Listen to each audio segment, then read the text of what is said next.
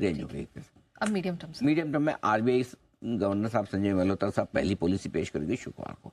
ये सबसे इम्पोर्टेंट है क्योंकि गवर्नर साहब की भाव और भाषा दोनों ही हमें पढ़ने हैं। पहली बार है तो उनके हाव भाव क्या है, उनकी भाषा क्या है और वो पॉलिसी किस तरह से देते हैं। और मॉनेटरी पॉलिसी की इंपॉर्टेंस न सिर्फ नए गवर्नर की वजह से बढ़ती है बल्कि इसलिए भी बढ़ती है कि फिस्कल पॉलिसी आपकी एक तरह से बजट में आ गई है वित्त मंत्री जी की तरफ से। अब आरबीआई मॉनेटरी पॉलिसी में कितना कॉम्प्लीमेंट करता है, ये देखने वाली बात होगी। ताल से ताल मिला, करेक्ट है ना। तो ये तालमेल मिल गया और अच्छा हो गया और मिलना चाहिए क्योंकि गवर्नर साहब वहीं से आए, फाइनेंस मिनिस्ट्री से आए, समझते हैं चीजों को। सो आई थिंक पहली पॉलिसी में गवर्नर साहब इन्फ्लेशन को लेकर, जीडीपी स्लो डाउन को लेकर, प्लस आरबीआई से उम्मीद है इस बार वित्त मंत्री जी को भी बहुत है, उन्होंने डिविडेंड का टारगेट बढ़ाया है। आएगा कहाँ से डिविडेंड, पीएसयू तो जितना देंगे अल्टीमेटली तो मोटा तो आरबीआई देगा, यही देना होगा, हाँ। है ना। तो वो कितने, जैसा अभी ओएमओ उन्होंने अनाउंस किया कि 60,000 करोड़ का, ओएमओ का मतलब क्या है कि आरबीआई एक तरह से ट्रेडिंग कर रहा है बॉन्ड्स की, वही खरीदारी कर रहा है, नीचे में वही लेगा ऊपर में वही बेचेगा, तो उससे भी तो पैसे बनाएंगे, उसी से डिविडेंड बांटेंगे। सो आरबीआई कितना एक्टिव रहेगा बॉन्ड मार्केट में, मनी मार्केट में, फॉरेन करेंसी मार्केट में, और पॉलिसी को कैसे कॉम्प्लीमेंट करेगा। इसलिए ये शॉर्ट टर्म में, मीडियम टर्म में सबसे बड़ा टिकर आपका।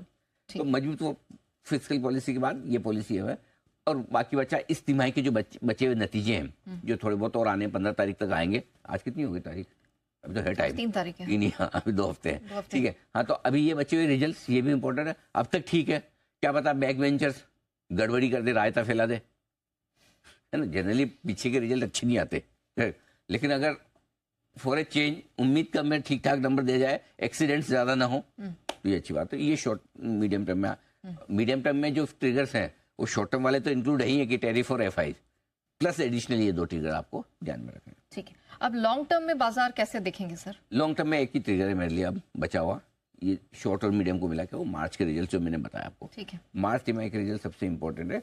अगर ये रिजल्ट अच्छा है तो बाजार के नीचे की रिस्क कम है, खत्म है, और अगर ये रिजल्ट खराब आए तो इसका मतलब समझो कि भाई साहब प्रॉब्लम बड़ी और गहरी है, है ना। ये मामला संभल नहीं रहा, या कलेक्शंस कम होंगे, खर्चे कम होंगे सरकार के, टैक्स कलेक्शन कम होंगे, वो स्पाइरल इफेक्ट जो आएगा, बैलेंस शीट्स बिगड़ेगी, फ्रीबीज वगैरह से थोड़े से दबाव बनेंगे, ये सारी चीज़ें होंगी, खराब नतीजे बताएंगे, भाई मामला लंबा चलेगा और फिर है ना 2025 में आपका पैसा नहीं बनेगा, भूल जाओ। अच्छा, नहीं बनेगा फिर पैसा। हालांकि ये तय करते करते आप अप्रैल एंड और मई तक पहुंच जाएंगे, और इसीलिए मैंने लॉन्ग टर्म का रखा। फिर अगर अप्रैल मई में आपको ये क्लैरिटी आ जाती है कि नहीं भाई साहब ये प्रॉब्लम हमारी ज़्यादा लंबी वाली है, तो फिर आप नीचे के लेवल भी देखेंगे, नीचे में आराम से आप 22,000 तक आ जाए, कोई बड़ी बात नहीं। और ऊपर में फिर आपके अपसाइड 25,000 तक लिमिट हो जाएगी। अच्छा, और नंबर अगर अच्छा आ गए तो ऊपर में 25-26,000 पहुंच जाएंगे, और नीचे में फिर 22,000 23,000 की रेंज आपका स्ट्रॉन्ग सपोर्ट काम कर लेगी। सो मेरे ख्याल से तब तक आपको थोड़ा टाइम पास। तो जो लोग है ना लॉन्ग टर्म के लिए निवेश करना चाहते हैं उनको मार्च के रिजल्ट्स के बाद ज़्यादा क्लैरिटी आएगी। उससे पहले भी धीमे धीमे आ सकती है अलग अलग डेटा में, जहाँ जहाँ आना शुरू करें वहाँ करें। जो शॉर्ट टर्म है उनके लिए वॉलेटिलिटी रहेगी, और मीडियम टर्म वालों को उस हिसाब से अपनी पोजिशनिंग कर लेनी। तो ये आपकी मार्केट की स्ट्रेटजी है। ठीक है, तो लॉन्ग टर्म में एक ही चीज़ सबसे इंपॉर्टेंट है, नंबर्स, चौथी तिमाही। मीडियम टर्म में आरबीआई की पॉलिसी, एफआईएस को मिजाज। शॉर्ट टर्म में ट्रम्प साहब जो कभी भी कुछ भी कर सकते हैं, किसी का कोई कंट्रोल नहीं उन पे।